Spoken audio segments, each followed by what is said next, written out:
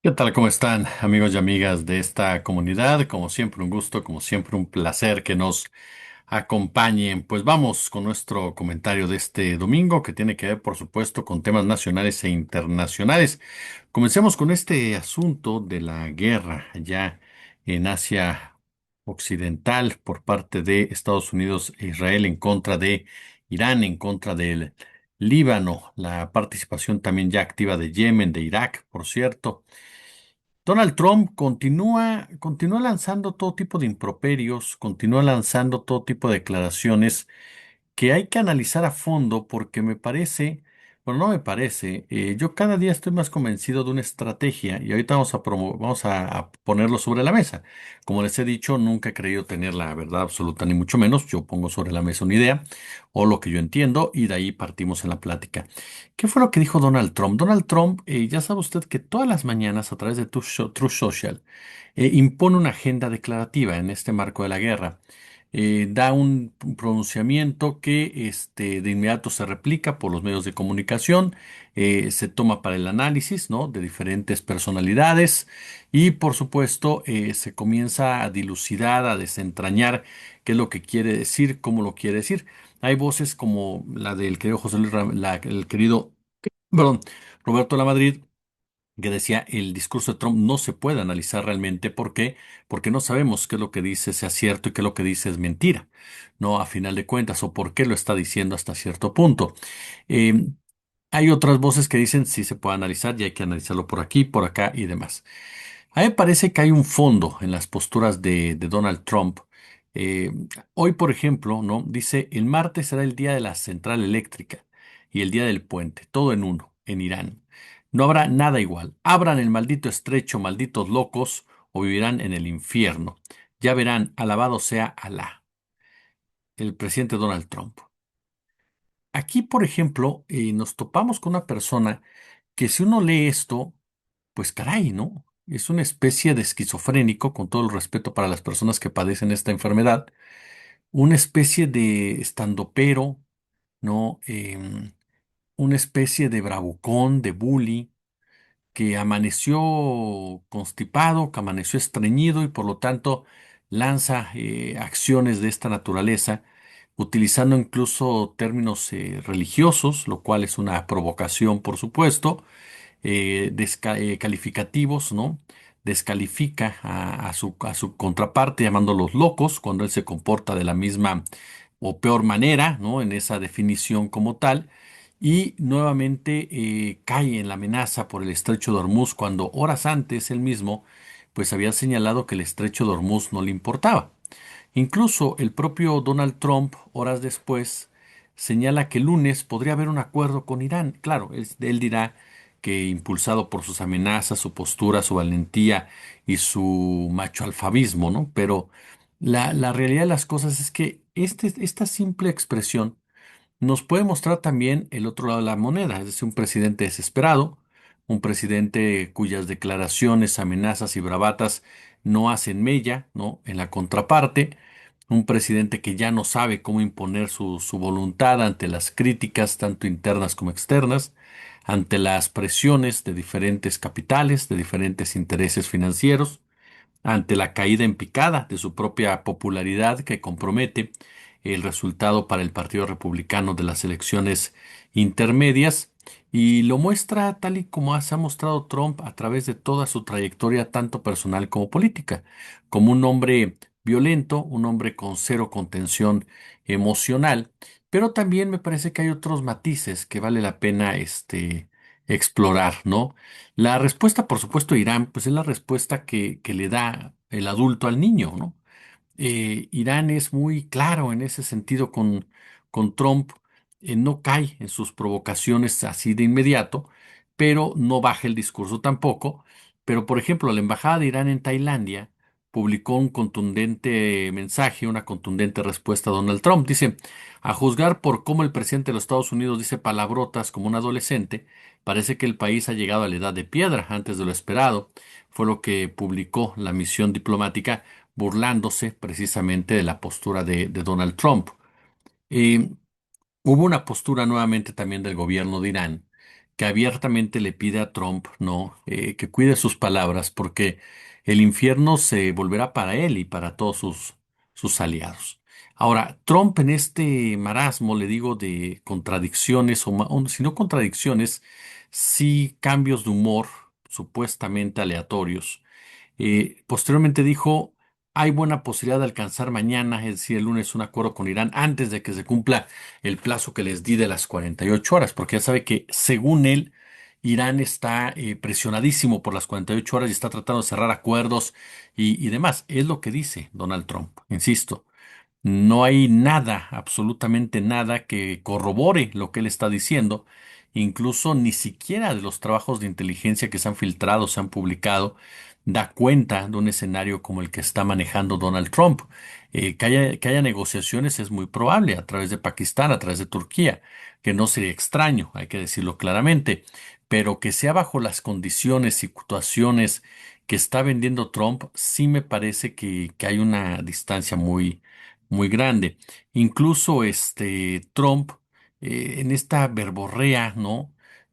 Acepta que pues él trató de desestabilizar a Irán, ¿no? Que ha estado financiando a diferentes grupos, que ha estado enviando armas a los manifestantes iraníes durante las protestas de principios de año, ¿no? Es decir, lo que se advirtió por parte de diferentes analistas, de que más allá de que hubiera sectores con legítimas demandas, pues lo cierto es que había una mano de la DEA, había una mano del gobierno de Estados Unidos, del Mossad, quienes estaban financiando directamente esas actividades y esas protestas.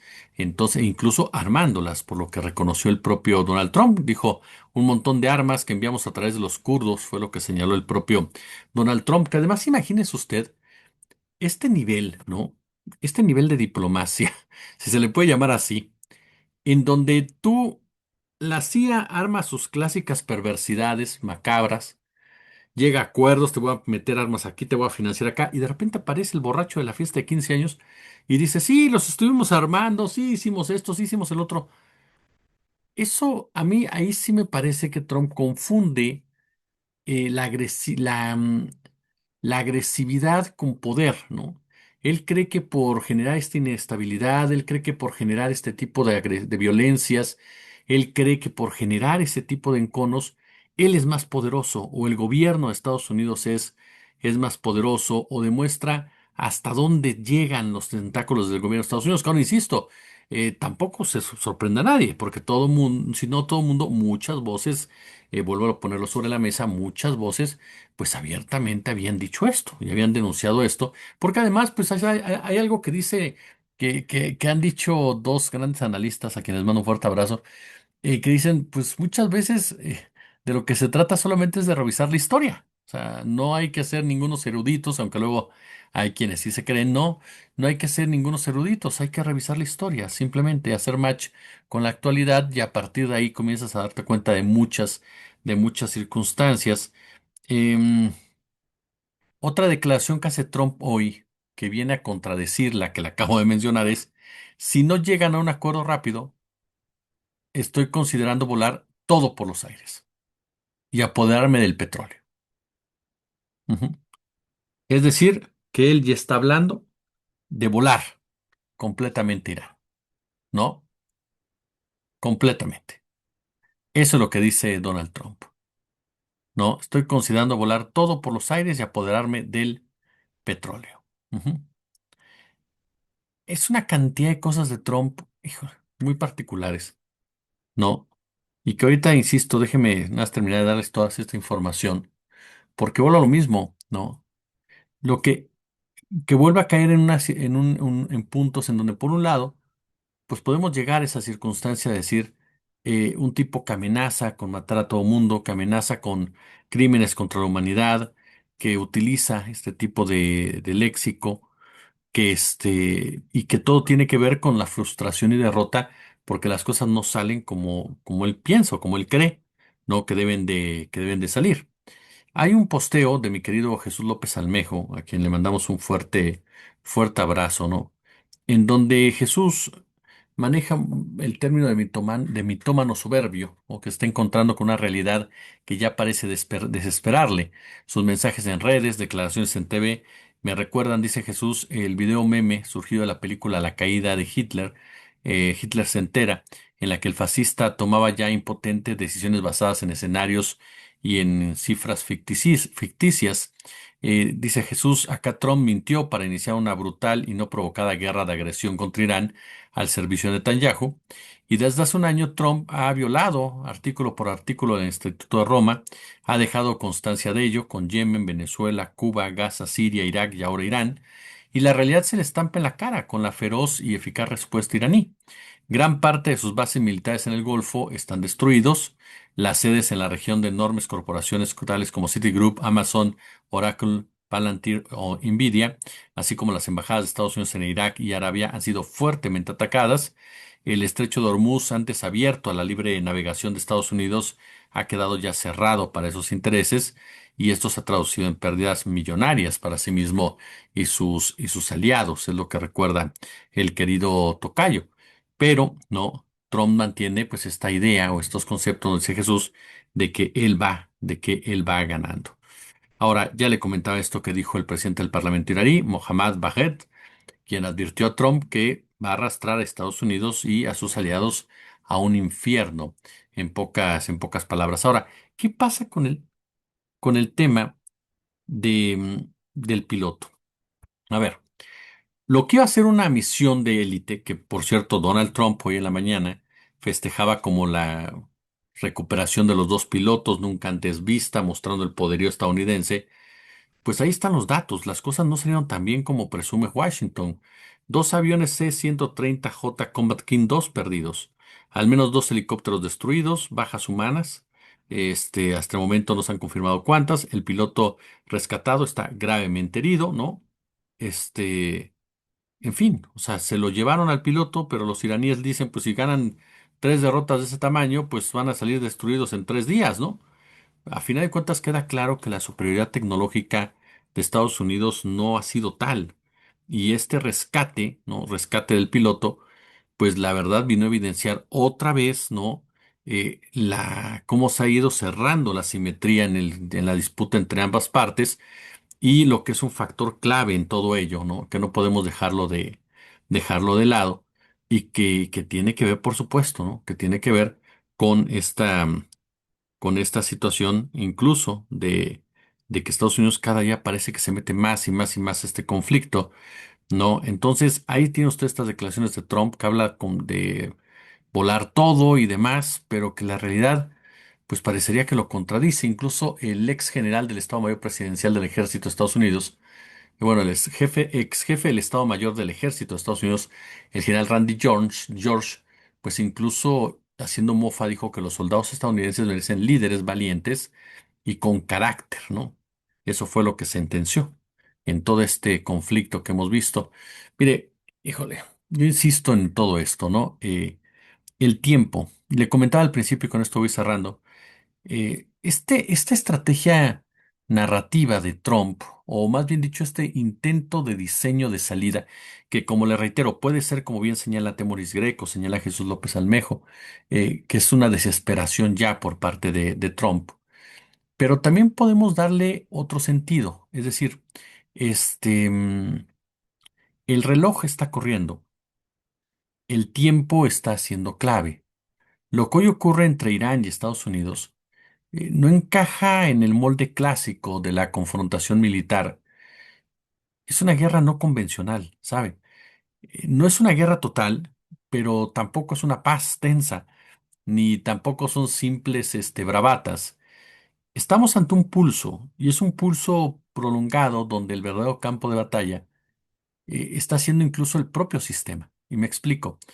Cuando el estrecho de Hormuz se convierte en una amenaza latente, cuando el estrecho de Hormuz se convierte en el protagonista, incluso narrativo, discursivo, por el impacto financiero que tiene, cuando el flujo energético global se vuelve rehén de todas estas decisiones geopolíticas, ya no hablamos de un conflicto regional, hablamos de un conflicto estructural, porque está golpeando directamente las bases económicas, energéticas de todo el sistema. Y ahí se vuelve en un escenario inquietante, porque Irán ha entendido que algo que durante muchos años, muchas décadas, me atrevería a decir yo, Washington ha subestimado. No es necesario derrotar militarmente a una superpotencia para erosionarla. No lo es. Ajá. Irán lo entendió también que lo que ha hecho es encarecer el conflicto. Cada tensión en el Golfo Pérsico, cada insinuación eh, de bloqueo en Hormuz, como escuchamos, cada posibilidad de extender la presión, ¿no? Cambia todo el escenario. Ujú. Porque se puede extender que ya Yemen entró, y si Yemen y los Hutis cierran el otro lado, esto va a ser un desgarriate. Ajá. ¿Y todo esto qué genera? Genera un golpe al sistema financiero, porque genera incertidumbre en los mercados globales. Y la incertidumbre en el capitalismo es una forma de violencia, ¿está de acuerdo? Y no hace falta cerrar, incluso una ruta marítima, no hace falta cerrarla completamente. Basta con hacerlo casi Irán. Pasan unos y no pasan otros. Así de sencillo. Entonces, aquí ya la guerra no se trata solamente de tirar bombazos. No se trata solamente de mandar los aviones, y los misiles más poderosos que tengas para barrer Irán, sino que ya se vuelve una variable económica. Ujú. Se convierte entonces, por lo poco que uno entiende, podríamos interpretar que se convierte en una especie de ecuación en donde el precio del petróleo, la inflación global, el tema de los fertilizantes, el tema de los alimentos, el tema del helio, el tema este, mm, de los chips, en fin, ajá, de los semiconductores, comienza precisamente a provocar, ¿no? Un peso en las decisiones, mucho más que los portaaviones. Ujú. Las cadenas de producción y las cadenas logísticas comienzan a asfixiarse, comienzan a golpearse, comienzan a crujir y entonces empieza la presión real frente a los actores protagonistas de este punto. Y frente a este escenario, Trump, ajá, se encuentra atrapado en una disyuntiva que no es nueva, hay que decirlo porque Estados Unidos es un país en guerra constante. ¿Escala o retrocede? Vietnam, Irak, Afganistán, los mejores ejemplos de ello. Incluso, no nos vayamos tan atrás, cada vez que Estados Unidos entra, ajá, en este tipo de escenarios, se topa con esta disyuntiva, o demuestra la fuerza o cae en un desgaste estratégico. Para mí ya cayó en lo segundo, pero incluso voy a ir un poquito más allá. Hay un matiz, ¿no?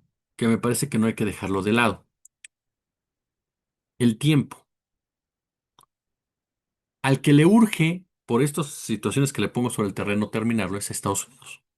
Le urge terminar esta guerra. Y le urge encontrar una salida en donde no se muestre débil, sino que se muestre bajo control. Y eso a Irán no le preocupa, porque Irán no necesita tiempo. Irán no necesita ganar rápido. Irán no necesita ni siquiera responder de inmediato. Irán necesita sobrevivir y necesita resistir. Irán necesita desacreditar. Irán necesita mantener el músculo apretado. Ajá. Irán lo que necesita es esperar. Presiono, golpeo cuando tengo que golpear y espero. Es así. Ajá. Trump obviamente no opera como un comandante clásico. Trump es un extorsionador, es un negociador. Y su lógica ni siquiera es podemos decirlo así, ni siquiera la lógica de Trump tiene que ver con un aspecto netamente de estratega criminal, militar, sino más bien como una especie de estratega criminal. Ajá. La presión, la extorsión, la agresión es su estrategia, pero no es el fin muchas veces. Trump lo que ha demostrado a través de estos años es que utiliza este tipo de amenazas como una herramienta para moldear resultados, para moldear la narrativa, para moldear la realidad. No busca necesariamente destruir a Irán, no quiero decir que no lo piense, sino que lo que busca en un momento dado es reconfigurar las cosas y reconfigurar la situación, moldearla para su propio beneficio. Pero aquí el punto cuál es, que para que eso funcione, para que Trump pueda tener una salida en donde parezca que él se salió porque perdonó a Irán, le falta tiempo. Ujú.